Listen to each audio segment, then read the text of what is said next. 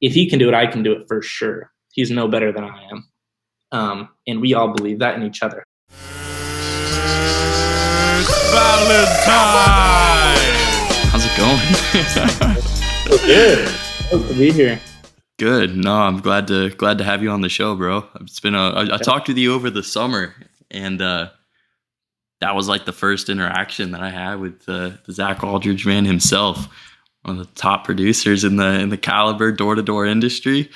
But no, dude, I super admire you. Like after that first conversation that I had with you, I was just like, dude, I've got to get this guy back on the show. I've got to get this guy on the show. One of the first podcasts, because I learned so much from you from just that short little interaction that we had. But like you're inspiration, man, for real. I mean that. Yeah, when I saw you were doing it, I was like, dude, I got to be on there. Hey, no, I'm super glad that you're able to come on, and I'm glad that the rest of the people who are kind of watching right now were able to see it and see what's going down.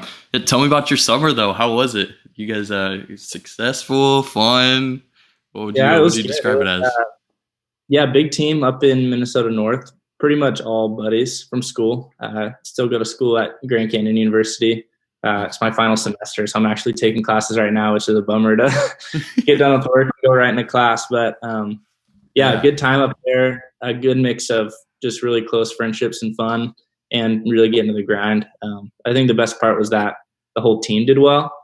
So there wasn't like the half that are celebrating a good day and half that are hating themselves for not getting a sale. So that really made the experience, which is my second year, a really positive one. So nice. So Grand Canyon University, majoring in anything cool right now? Yeah, business management. Kind of just getting through. I don't really put a lot into that, but I've learned some stuff that I've applied. Most of it I kind of just take from people I know. So yeah, I've seen like colleges recently have kind of gone, like, they're not as necessary anymore. Maybe you've noticed that too, but like it's definitely good to, I don't know what, like for networking, for getting the education, having that routine and discipline. I think that colleges still have a place. I think they're a little bit, at least from what I've seen, a little bit further. They got some catching up to do with the rest of it. But so your team up in Minneapolis though, you met them all going to school, right? Mm-hmm. Some were good friends previously before the summer. Others we recruited through mutual friends or some shoulder tapping on campus. But by the time we went out, we all knew each other well. There wasn't people who came out that were kind of randoms, and the few that were petered off pretty quick per usual. Gotcha. So yeah, and then what was kind of some of like the off-season stuff that you did? You obviously shoulder tapping. A lot of it probably comes from like guys knowing guys, and then their guys knowing guys, and just recruiting that way. But what did you do like last off-season to kind of keep the energy out? Because you said that you knew most of the guys before you guys actually started for the summer, which is huge. You don't have like a bunch of random guys flying into Minnesota who were never met before. So what were some of the things that you guys did to kind of keep energy high and get it rolling before the summer even started? Yeah, me and Carson kind of co-managed together, and he really takes a lot of that. He's senior manager. I was junior manager this year. So we really scheduled a lot of preseason knocking, blitzes around Arizona, which is great in the winter because you can still knock and not get frostbite. So that's ideal. Yeah, we got a lot of good blitzes out. We like to spend a lot of time one-on-one just to prepare guys, because I'd rather spend it off season than in the middle of the summer, and spending my time off the doors to help other dudes, which you still do as a manager. We really tried to prioritize that time during school to make sure guys were prepared. So it resulted in good things and had a better return for everybody. So that there wasn't a couple that did great, because my first year, my rookie year, me and a couple other dudes did really good. Everyone else didn't do good at all because of that reason. Not enough preseason. People weren't prepared. This year we had a good majority of dudes who were prepared and rolling at the end. So that's awesome. That's what you want as a manager too. Like not the stragglers who sometimes do, kind of slow everybody else down, but everybody's high energy. Everybody's like kind of got their foot in the door a little bit, and they probably started off running a little bit sooner. And that's a dope, very cool thing as a manager. Something you guys did. Yeah. Karsten killed it as well. We'll get into you guys' little co-managing Yeah. over the summer a little bit later in the show. But I want to ask you, like, what got you involved in door-to-door sales? What got you? Who did you hear from Caliber about? Like, what was so attractive and alluring? Like, that sounds like something I could do, and I kind of would like to do. Yeah. It's kind of funny. My buddy Garrett met a dude on a plane. Sat next to him, chatted up the whole flight, coming to Arizona, back from Washington, and Nate Grant, a vet, still sells solar now with Caliber. Kind of gave him the rundown and recruited a couple guys from DCU. Karsten was one, Garrett was another, Kevin was the other. And they tried to recruit me, and I was like, this is either a scam or a really good opportunity. And I already had an option for the summer. So I said, go out and sell. And if you guys do well, I'm in, no question. But if it's not as good as it sounds, then I'll be glad I didn't. And Carson went out and was a top 5 rookie, did really well. The other dudes had a good experience. So as soon as they were done and home, I was like, sweet, I'm in, and kind of hit the ground running from there. So that's really where it came from. But Karsten and Garrett and Kevin really led the way with that, of just being bold and saying, I want to take a risk for my future and see, even if it's just a good opportunity. Don't make any money, but it was cool to Yeah. see. No, that's how a lot of people kind of, at least some of the guys that are on our team, they're like, well, see how you do this summer. Like, I'm just hearing about this. This could be a pyramid scheme. I could be sold in their mind goes crazy place. Like, I could be sold in like sex trafficking. I'm going up to these guys in freaking Ohio. Where am I going? Like, across the country to do what? Like, knock on people's doors. And like, that sounds crazy. But then when you know people who have actually done it and can testify, like, people know, like, a lot of the guys on my team, it just builds more traction. And it's like, oh, you've done it. I know all these guys and they're saying I should do it. Like, I'd be kind of crazy if I didn't do it. And so that's kind of, that's pretty cool. You hadn't been, you had never heard of door-to-door sales before?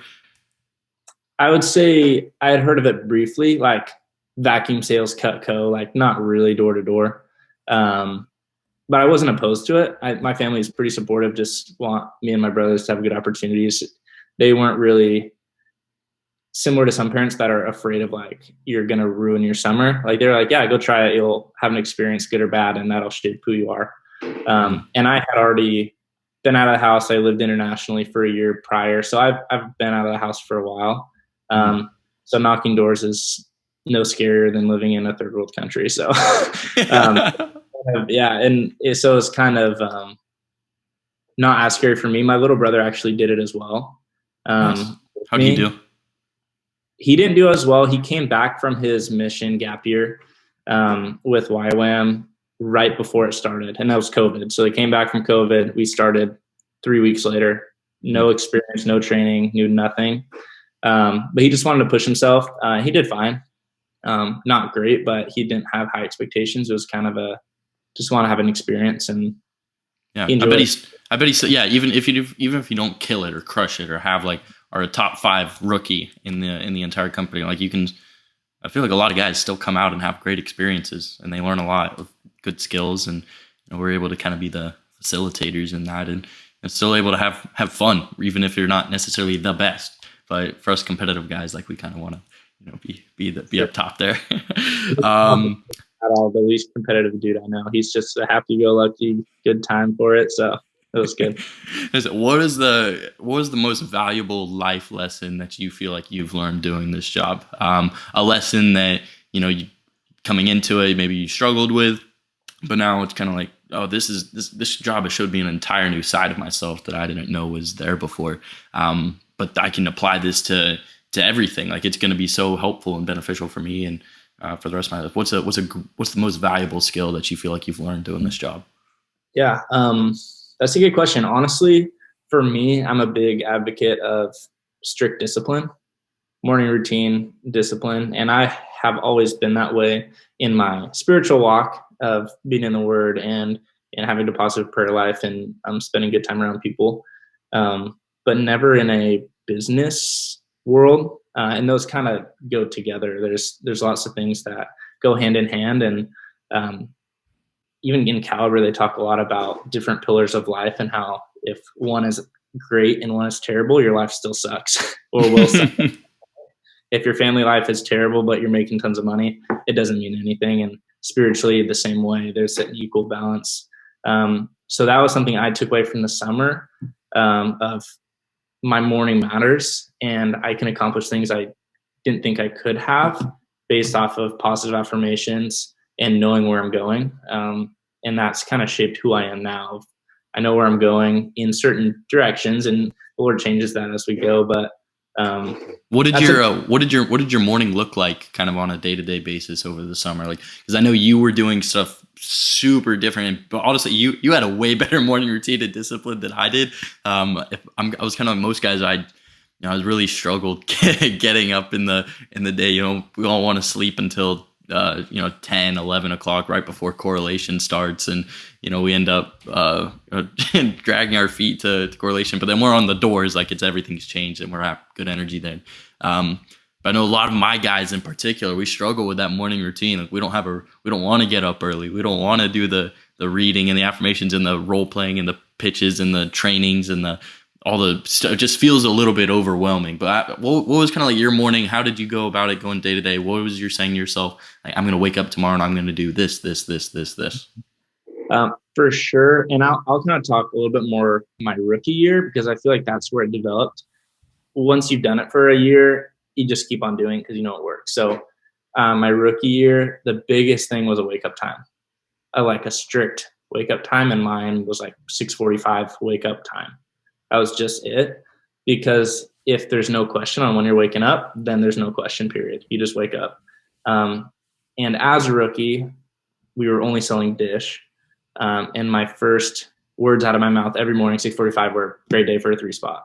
Because that's what I knew I needed to get to excel every single day. I knew some days I'd sell more, some days I might sell less. But that's what I expected myself. Go right into the Word, spend an hour with the Lord reading and praying, and before anyone else was really up, because that was a really good time for me to be quiet and just be filled up. And I just am a huge, strong advocate that there's a couple things in your life that give you the energy you need in the day. One is physical activity, just getting the endorphins going, getting yourself ready to go, developing yourself in some way, reading something, because it just makes your mind want to grow and apply those things and learn, at least for someone who's motivated in that way. And third is being filled up spiritually, or whatever that may look like. So for me, it's reading the Word, praying, journaling, and doing affirmations as a part of that. For some people, it may be meditation. Some of the guys on our team, it was just meditating for 30 minutes. Other people do different things. But for me, I knew that if I prayed for an hour, I had done something that most people not do ever in their morning, and that I was already one step ahead of everybody else. And it really did produce a long-term ability to continue to go and continue to sell, and limited burnout for sure. Yeah, and I feel like it helped your confidence too. When you're doing the things like I'm doing stuff that nobody else is willing to do right now. I'm up before the enemy is, and not that your guys are enemies, or I'm the enemy who's over in Pennsylvania, but it helps. Definitely helps you out with the confidence of like I'm up when other people aren't. I'm doing things that other people aren't willing to do, and this is the stuff that I know that I need to be doing if I want to get the results that I want to get. And so I love that. Thank you for sharing. Like that's one of the things that I know has contributed to your success, and that I personally can do a lot better with. But yeah, back to the pillars. Like it comes down to you got to be mentally ready for it. So that comes down to like reading positive books, like or doing sales training and stuff, and going through the manual, just having that mindset. So you got mentally, you got emotionally. It comes down to staying connected with your family, and even while you're gone, texting them saying I love you, like staying connected with your guys, being a good leader, a good friend when maybe they have a bad day. You got to be able to be emotionally connected with them and involved. Like don't repress yourself from them, because they need your energy, and you can kind of feed off of each other. And then what you said physically, that's the third one, like getting up, getting some sort of, get the blood flowing, get your day started, get those endorphins going. That's huge. And then the fourth one is spirituality. And so I love that especially about you, because you have a strong testimony of the Savior, of Jesus Christ, and the light that brings to your life, and you you want to share it with other people, which is honestly what he asks us to do. And so I admire that so much about you, that you're able to, even in this day and age where everybody else seems to be wanting to slack off and take the easy route and, have fun and go do the things that are easy and that maybe the world deems as acceptable, but you're still able to have that courage and stand for what you believe in, which is Jesus Christ. And so I love that about you, bro. I want to ask you, like, if you had a first year rep who was struggling, a guy being a manager, if you had a first year rep who was struggling, they really weren't doing, they weren't getting the results. Results are very little of it, but it is indicative of their experience and how much work they are putting into it. But you had a guy who was struggling and he really needed some help. What would you tell him? Yeah, for sure. That's hard because that's a real thing. Like there's real things where there's not really time to fix the selling in the middle of the summer, and a lot of it's mental roadblock blocks in door to door is huge. And you can, like, people get overwhelmed. I can get overwhelmed with fear just to knock a door, which is crazy because we knock thousands of doors in a summer, and I can go up to a door and be like, or walk past the door and be like, I don't want to knock that for these reasons, even though that could be a lay down sale. So a big part of it is for sure just being confident in yourself and that you belong there and that you're there to serve people. And I think the second part of that is genuinely wanting to serve people rather than sell them a product, because people can see through that. One of my favorite books about that is The Go-Giver and The Go-Giver Sells More. So 2 books. I don't know if have you read those ones? You recommended it to me over the summer. I bought it the next day and I read it in like the first week. Absolutely amazing book. Like, I love that. I was waiting for you to drop that, because that was one of the most transformative books. And it's a cute little story, but it's so much to it. Yeah, Carson actually gave that to me to read my first year, and it just changed everything about how I see each person. And you hear people talk about it all the time. If you just see them as a possible customer or whatever, people see straight through that. Like, people aren't dumb. You'll get the few people who want to be sold, and that's great. But seeing people as people and seeing them as valuable and wanting to give them more value in your product, and maybe sometimes saying, like, you know what, this doesn't make sense for you. I'm going to walk out instead of selling you this thing you don't need, because I know the next person will need it. And with that mindset, just creates incredible confidence, and it feels good when you walk out of a door with a good sale compared to a trashy sale or something you kind of force people to do. But I think that's a key to it. Yeah, builds a lot of trust, and you're looking. I love, because I know that that's who you are. Like, when you get into the door with somebody, you have so much trust with them that you just bring the whole freaking ship in of, here, I can also do this for you, and I can also do this for you. I think this might make sense. And I'm like, really? Well, what the heck? I mean, you're a nice guy. Like, I might as well. Like, that's so much. But I not only with sales is that giving more value and viewing it as like serving other people, but especially in recruiting. Like, you don't look at a guy like, oh, you're just another recruit. You're a number. You look at, like, I think that this opportunity could really help you out. Like, I've seen the transformation that it's happened with me and it's happened with my other guys. And I think that this job, like, I genuinely believe that this is one of the coolest jobs that anybody could do. And I'm not like recruiting people for like you got like sales breath, like, oh, you got to come work for me so I can make money on you. No, that's not the reason. Obviously, I'm going to make money on you, but I think that's fair because, I'm kind of inclined to make sure that you do better. But at the end of the day, I'm going to serve you. And I'm genuinely believe that, like, I am helping out these guys who come out and work with me, and there's other guys who need this opportunity so bad, who are going to be working a 9-to-5 at Publix for the next 5-10 years if they don't if they keep going down that same path. But I have a way to get them off of that and to take them there's another route, another one that brings more fulfillment and more happiness. And if you just hear me out for a little bit, I think that it could actually be something that serves you. And so I love that connection right there, because this is It's the recruiting time of year, but we don't look at it as recruiting. I look at it as relationship building. I look at it as, who out there needs to get this, who out there needs to have this experience and needs to hear this opportunity. And so I love that we're able to, relate that back. I was going to ask, do you have any guys this summer that maybe stepped up that maybe, cause I know we all have, you don't have to name names or, but I guess that kind of puts you on the spot. If you don't want to answer, I can edit this part out. But like, if do you have any guys that like stepped up and maybe there's a little bit of a transformative experience with a certain individual, somebody who kind of she broke the ceiling and was like, wow, this person actually blossomed into their full potential. Yeah, for sure. And I'm totally cool to name names because I think our team is built on the foundation of lifting other people up and encouraging each other. I don't think that's the thing, but first of all, I think everybody who's made at the end of the summer, so probably June, middle of June, end of June, is when the people who went home left. The people who stayed. And that was probably a little bit over half of the dudes who were like, I'm in till the end. Let's do this. And they were selling okay, like enough to make the Hawaii trip, not enough to be a top rep. Mm-hmm. And we started to see guys step it up, and it was a camaraderie, but also a competition between each other. And every single day they were like, I'm going to beat you today.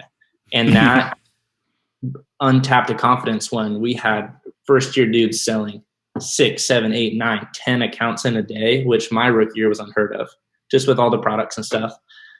If he can do it, I can do it for sure. He's no better than I am. And we all believe that in each other. Like, we for sure believe that. Like, even for those guys, if Zach can sell 10, I can at least sell 5.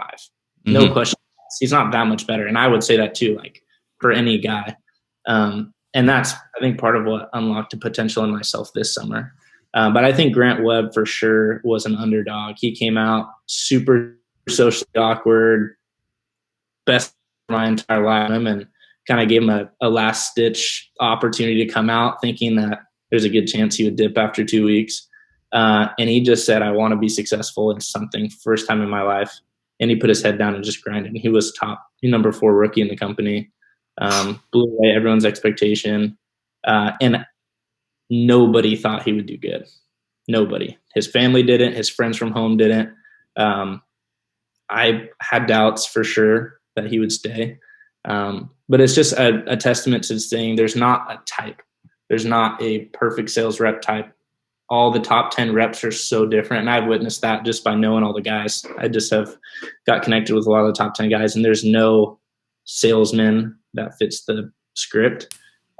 It's all about the grind and the confidence. So, yeah, that's awesome. I look forward to meeting Grant and, seeing his, talking with him about his successes is he going to the back end party?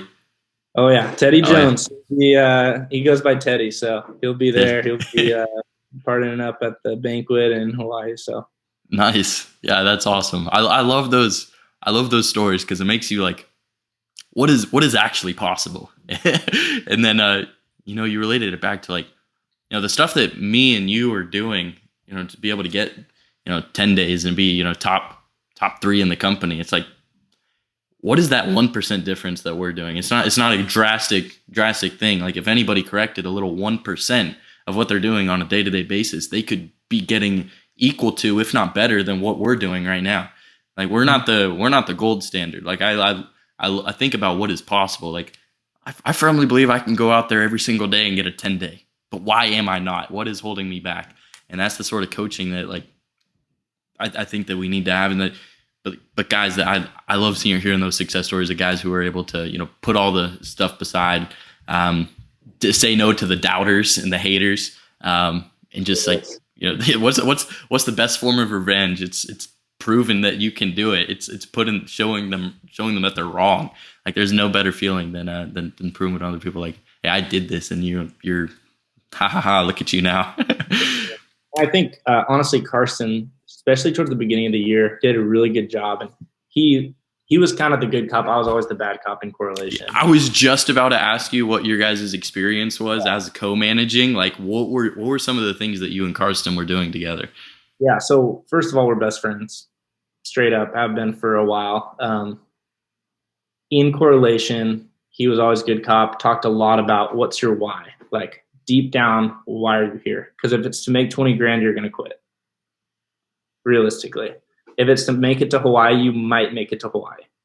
You know what I mean? Like that's really what it comes down to, because money is never a very good drive, because there's always more and it'll always disappear at some point. So he really focused on affirmations, what's your why, and what's your vision.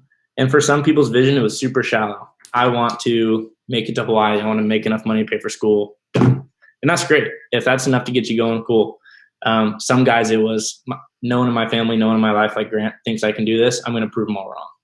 I'm going to be the top because I know I can, and I'm going to prove them wrong. And I think that's a great why too.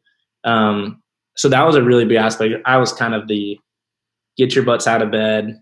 Why are we not succeeding? I was kind of that guy, and we all love each other, so it wasn't a negative thing, but I had to definitely bring down the hammer. Karsten was the make sure everyone's happy, having a good time, and getting some production out. So it was a good combination we had going. Yeah, that's a good mix, man. Like I feel like, cause I feel like Colt in our office. He was kind of the good cop. Everybody loved when Colt was around. He was fun to be around. Like, yeah, we're just fun, go, go, go. And then when I was like, come on, like, what are you guys doing? We gotta get the numbers up. And maybe I focused on that too much. I could have let it off a little bit easier. But when it comes down to it, like managing and leading and creating that, it's a learning curve. There's a lot to it, and I feel like what were some of the management lessons that you learned doing co-managing with Karsten? What are some of the trait characteristics of the best leaders that you've seen? You have any favorite leaders in history or even today? And what is it that makes somebody want to follow you? Yeah, that's a phenomenal question. I think that's been asked forever in history. I think honestly, Karsten led incredibly, and he was an influence to me as a peer and as my leader. He was my manager at the end of the day, and he was so selfless. He'd drive an hour to move a guy who was having issues with the police. He would take time out of his day to knock. He would always be up late, up early to assign an area. He was so selfless, and I think that's really what it comes down to. The more selfless you are, the more people know that you genuinely are in it for their better, like good. And that's something that I have a hard time with, because I'm like, I know I can go sell, but do I know I can go sell and make sure everyone else is selling? It's a whole different game. And Karsten, I could not commend him more to be a top 5 rep in the entire company and manage 10 guys who are all producing 5 to 6 sales a day, moving guys every single day because they're just plowing through area and selling a ton. I was very commendable. As far as leaders go in history, I don't really have any that stick out to me, but I also think that obviously like Jesus is kind of who I always look to in my leadership, because the world tells you one thing and the upside down kingdom is just totally opposite. like the things that the world tells you are good and the things that Jesus tell you are good are so opposite. And this week, our small group, which has a lot of these dudes in it, a lot of the team is in our Bible study, and we're going through the Sermon on the Mount where Jesus talked about the people who are blessed, being the people who are poor in spirit, the people who thirst and hunger for righteousness, the people who mourn, the people who are poor in spirit or poor in general, which is opposite to what we're doing. And I think a lot of that comes down to the idea of meekness, which is in that Matthew 5. And in that, meekness is not weakness. It's not passiveness. It's controlled power. And our mentor talked about like a horse, a 1,500-pound horse who is totally capable of bucking anybody off, killing people. Like, he's very strong. But with a simple bit in its mouth, when it's trained and controlled, it can be turned with the slightest tug of a rope. And that's meekness. And I think that's the leadership skill that not a lot of people have, that really shows that level of like, I love you, I care about you, I'll do anything to see you succeed. And I'm going to lead by example and do it on this side too. So I think it's a cool upside down kingdom mindset of what it looks like to be a leader in a very sex, money, power driven world, you know? Yeah. Dude, I love that. I love that relationship. The story of the horse and the bait, because that's a powerful beast. Like if anybody's like ever ridden a horse or like seen one up close, like those things are big. And they can buck and they can kick. And honestly, if it stomped on you, it break a few ribs, probably kill you.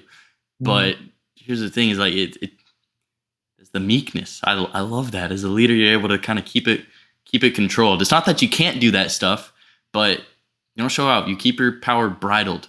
You're ready for when you're doing whatever the master, whoever the guy in charge who's driving us this ship, who's our savior. Like we're doing whatever he is. He's the guy in charge. And at the end of the day, we know that. That's awesome. I've never heard that before. Honestly, you just like kind of blew my brain a little bit, and so I'm already loving having you on here. Stuff I'm learning too. It's not. I mean, I learned this stuff from mentors and my Karsten and all the dudes that we work with. So it's cool to live and be around dudes who pursue that first, you know. So yeah, it's definitely the culture of your team. Like I know we have a different, unique culture of ourselves, and I'm excited to have that culture, your culture, which has had tons of success, kind of being able to influence not only my guys, but maybe guys who are interested, who haven't heard about this job opportunity before. Like, oh, that sounds awesome. You mentioned one thing in there too that I want to touch on, but that was the stresses of not only going out there every single day and being a sales rep, knocking on doors, and having the pressure of getting accounts, and in order to be a top 5 rep in the entire company, but also along with that, having the responsibility of all these guys that you're responsible for as well. I think there's a Colt told me this, but the 3 ways that if you want to make $1 million in a year, if you want to make the most money possible, if you want to have the most success in this job, the best people in this industry are good at 3 things, and that's sales, it's managing, and it's recruiting. And if you can be good at all 3 of those things, you're gonna just like the sky is the limit. But I think some guys are capped out at only being a good salesman. They're only good at sales. They're gonna be great at sales. They're gonna be able to make great money and provide for themselves, but they're never gonna be able to multiply that. But being able to manage and recruit along with that, and being able to do all 3 of that at the same time, that's such a crazy, powerful skill that I think will. Your earnings multiply. They go 2, 3, 5, 10 times whatever the potential is. And I know you're one of those. You're not just a one-trick pony, but you're able to kind of you do it all. So between those 3, if you had to say, like, what would you say your strength is between those 3, and what would you say the one that you need to work on? Be aware of your weaknesses for a little bit. Yeah, for sure. Oh man, honestly, I think I know I'm confident in myself that if I need to sell, I can sell on any given day. And that's something I kind of untapped this year when Champions League started, and me and Karsten looked at each other and we said, we're top on the charts, but we have to be able to show up today and be number 1 to really prove to ourselves and others that, okay, they are number 1, number 2. And we had 10 spot after 10 spot after 10 spot, and we were blown away. We came back to the car after a 13-hour day and looked at each other and we're like, how did that just happen? We both just did a 10 spot. Next day, both did a 10 spot. We were texting our manager, we're like, hey, will you buy us a Yeti cooler if we do a 10 spot? They're like, yeah, of course.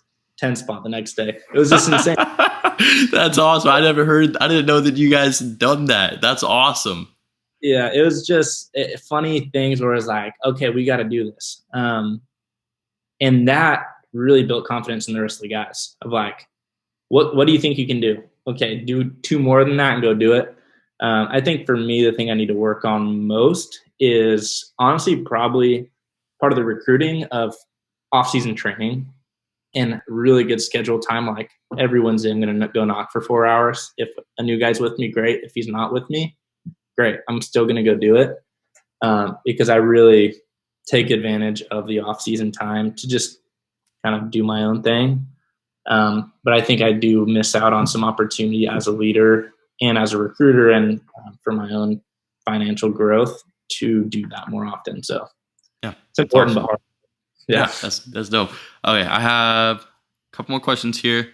Love the responses though that I've been getting so far. Like I've learned tons, and I know the guys listening to this right now. Like if anybody out there is listening to this and you're not jotting down notes like crazy, and you have an entire page filled up, then you probably need to start it from the beginning again and get a piece of paper and just go through it. Like I'd probably go through this like 5 or 6 times if I were you guys, because there is some gold in here. Um, what is the one thing that top producers do that most people overlook?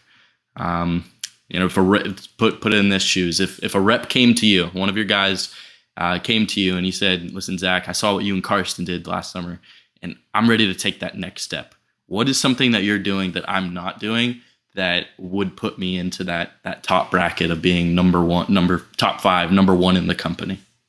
Yeah, for sure. I mean, the world's changing with solar coming in, with other products changing, whatever. But this Are last you gonna trend, sell? Are you gonna sell solar? By the way, like I think that you'd probably be like, if when you're in that door, like you'd probably hit them with the dish on the end, then hit them with the alarm, and then hit them with the solar. Like you'd have their entire house like re-windowed and everything as well. But it's definitely up in the air. As of right now, I think our team is looking towards doing another smart home team, just because it's solar's a career, a multi-year career that you're stepping into, and that's just something we're still praying about and seeing what our team wants to do with that. But yeah, so that's kind of I don't know, can't give you a definite answer on that, but no, it's all good.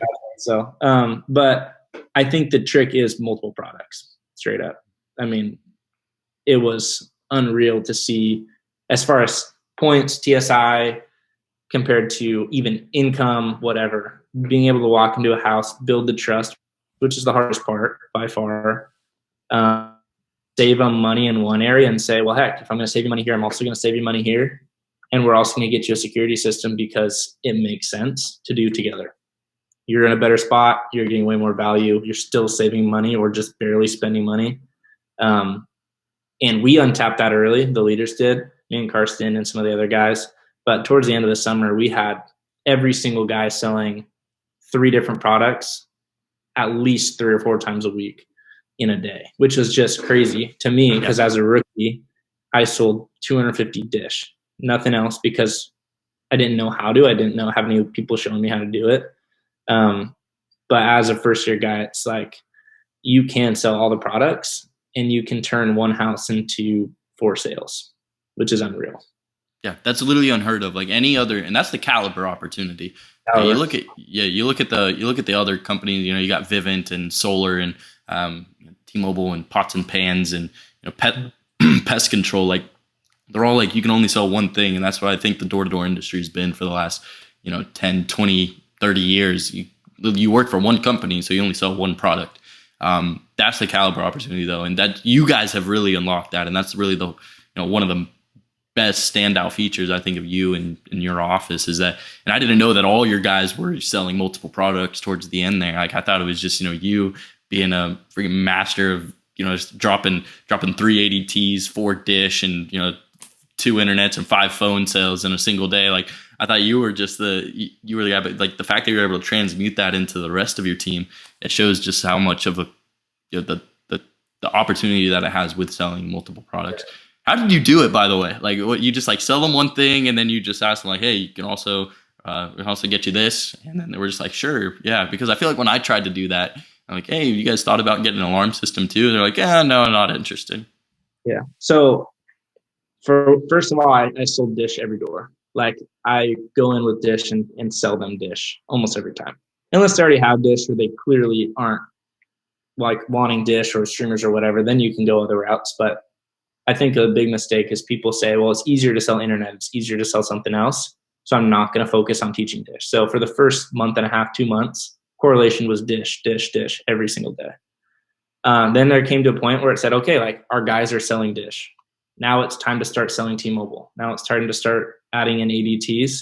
And we really focused on how to bundle those together. And it really was applying savings and using assumptive language. So instead of asking, have you ever thought about getting a security system, it was, I'm sure you guys have thought about getting a medical pendant or something to protect your home, right?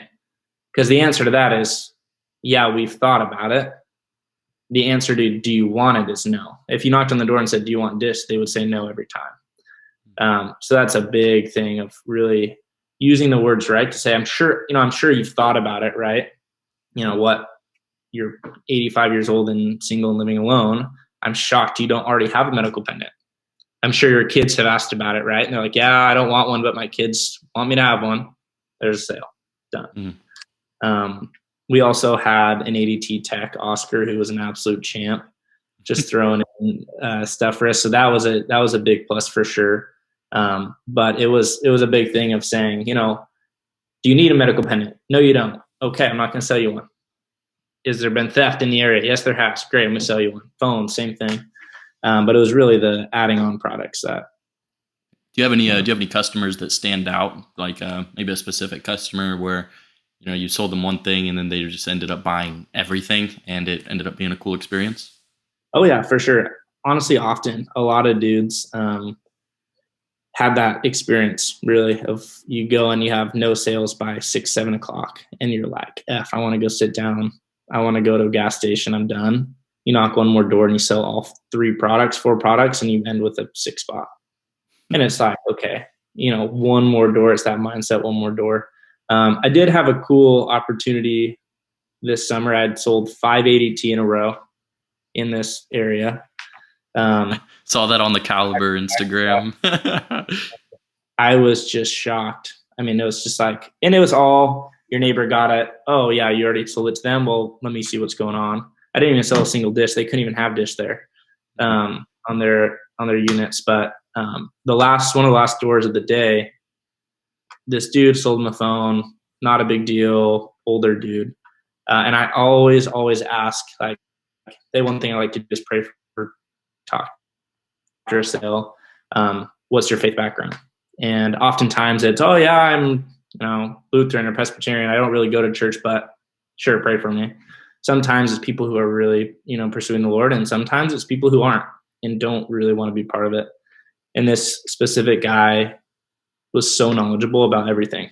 Complete atheist, didn't believe in the Lord at all, but had read about stuff. And we sat and talked for probably an hour. And it didn't end up in him accepting Christ as his Lord and Savior, but he had never, ever had someone to talk to about it. Ever. No family, no friends. He lived alone. And crazy. He messaged me after. He ended up canceling because the next day on his birthday, his kids got him a phone. So it's just unfortunate. But he messaged me or called me and left a voicemail and said, like, you genuinely are the first person who's ever listened to me talk about that stuff. And I really enjoyed talking to you as a young person, and you restored a little bit of hope in younger generation of people, which was honestly happened more times in the summer than you would think, because all of our guys are all praying for their customers, and people were just really encouraged by that, whether they were faithful believers or not. It's just shows that you care. So it was a big thing. That brings me to my last question. How do you show the light and the love of Christ in all that you do? Yeah, that's a hard question. What does and I got another one for you too, if you want a little bit more ammunition here, but what does your relationship with Christ mean to you? How do you serve? How do you bring people to Christ? What is it? How do you show the light and the love of Christ? Yeah, that's a great question, because really, like, for me personally and a lot of the guys on our team, that's what it's about, straight up. I work so that I don't have to work during the school year so I can do missions. As Young Life ministry, I lead small groups and lead worship and do stuff for Young Life. And after I graduate, maybe after one more year of selling, I'm probably going to move out of the country and go and serve for possibly the rest of my life in a third world country, or, that's what I want for my life. And part of that is I've been so blessed. The Lord's revealed himself in so many incredible ways through his word and through experiences with the Holy Spirit, and just really revealing to me that he is the way, the truth, and life, and there's no other way besides him. And he's fulfillment, and he gives purpose. So I think I reflect that by leading and being an example, and not being afraid to be around people who are different than me. At GCU, it's a Christian school, but there's a lot of people who aren't believers or don't really know. They just grew up in the church. Um, and it's been cool just to see people around me be like, you know what, I don't have it together. And I'm like, sweet, I don't either. Let's sit down and talk. In the caliber world, it's the same thing. Seeing top 10 dudes in the past years come up to me and be like, dude, I made $100,000 this summer, and I feel like it was kind of all worth nothing. The purpose I thought I was getting out of it wasn't really there. And being able to sit on the elite trip and sit, in these really cool places with people who are out of my league as far as sellings go, you know what I mean, as of a rookie, and be able to just tell them, like, dude, like, the Lord has more for your life. There'll never be enough money. It'll always fall short.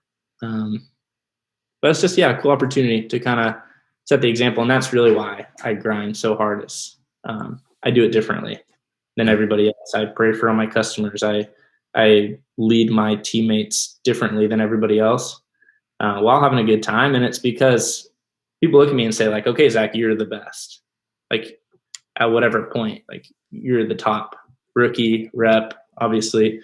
You guys were all pushing at the end there to pass me. Dude, if you had a couple more weeks when you weren't in school, you would have been the top rep. I'm like, that's if I had just knocked casually, I would have kicked all your butts. That's true. I stopped a month and a half early. No, at school, I decided that it wasn't worth my last semester of college to get a trophy.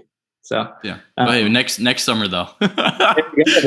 Yeah, no, it's just kind of that idea of, what do you do that makes you the best? And it's not my own skill. It's not my own self-drivenness. It's the Lord provides fulfillment and purpose and gives me enough energy.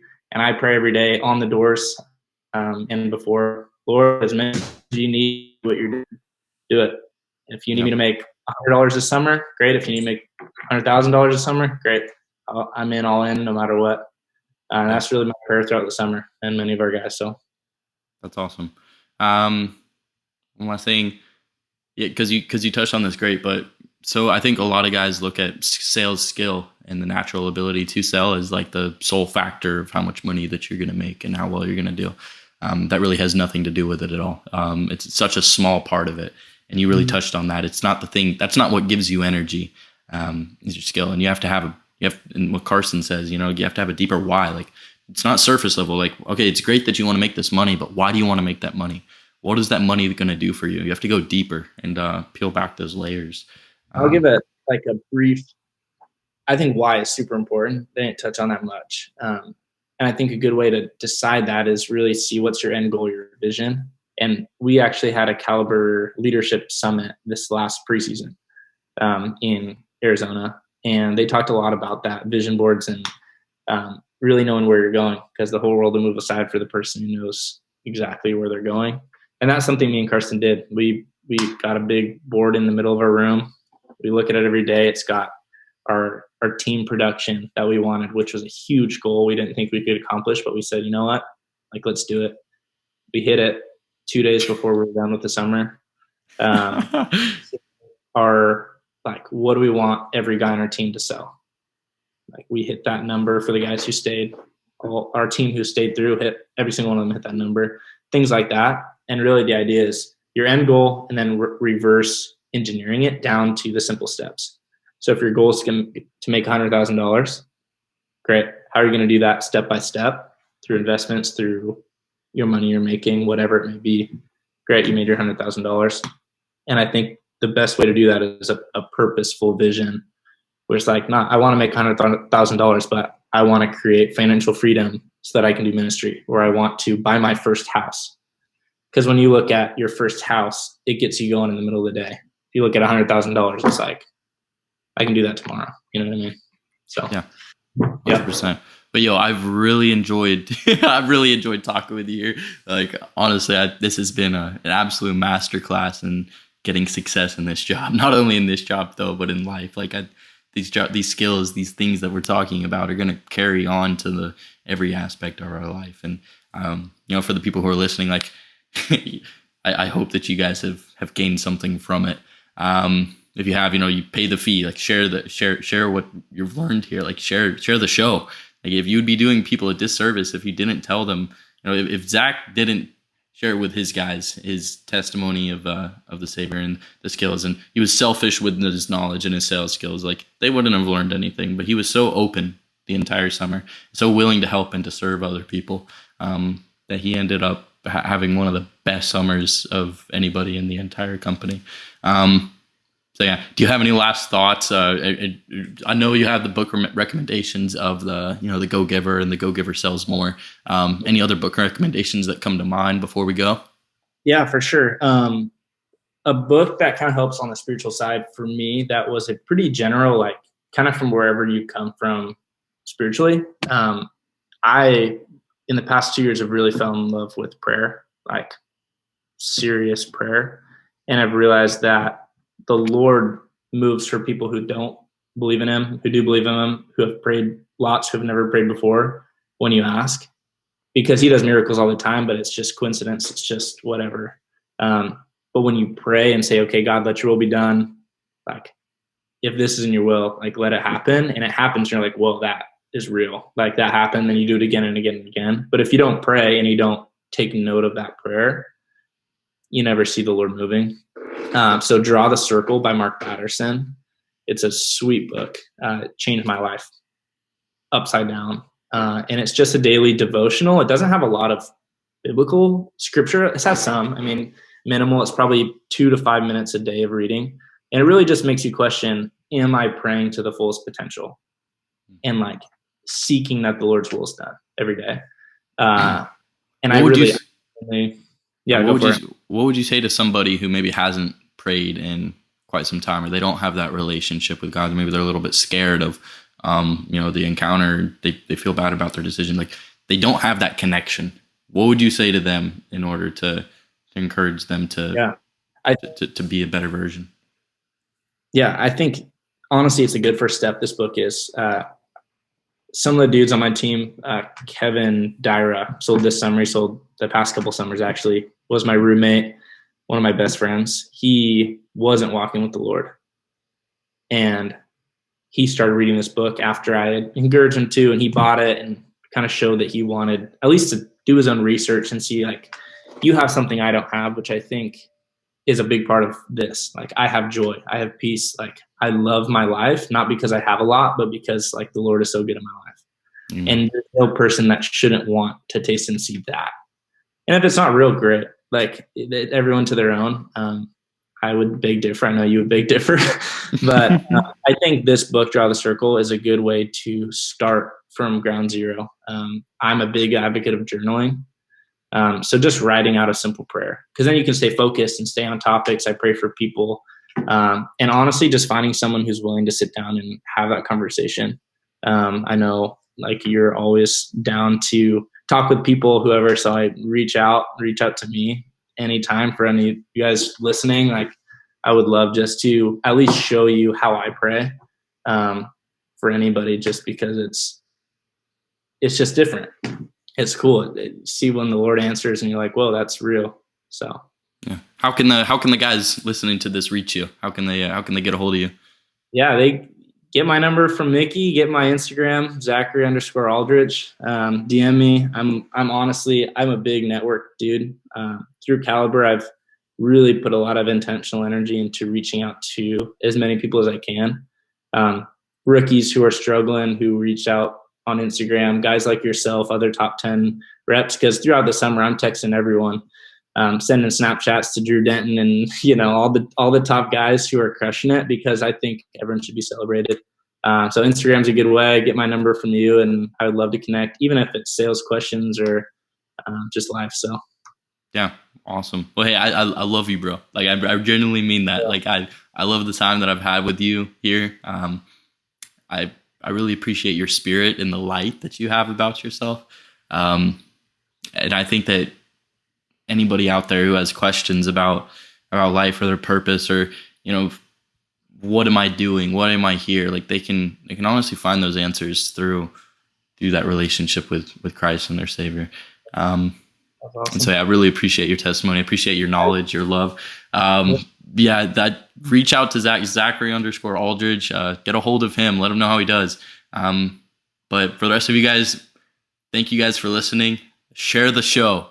Like if you guys aren't sharing the show, share it, baby. If you're not sharing the show, what are you doing? Like you just heard a masterclass from the top two of the top reps in the entire company, and who are guys who are on to do much bigger and greater things. Like this isn't where we're gonna go. We're definitely gonna link up again. We'll probably definitely gonna have you on the show again here in the future.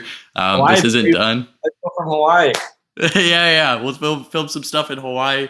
I'll post some pictures with the boys. But yeah, I love you, bro. Thanks for hopping on. And peace. God bless you all. Thank you guys for listening and watching. But take care.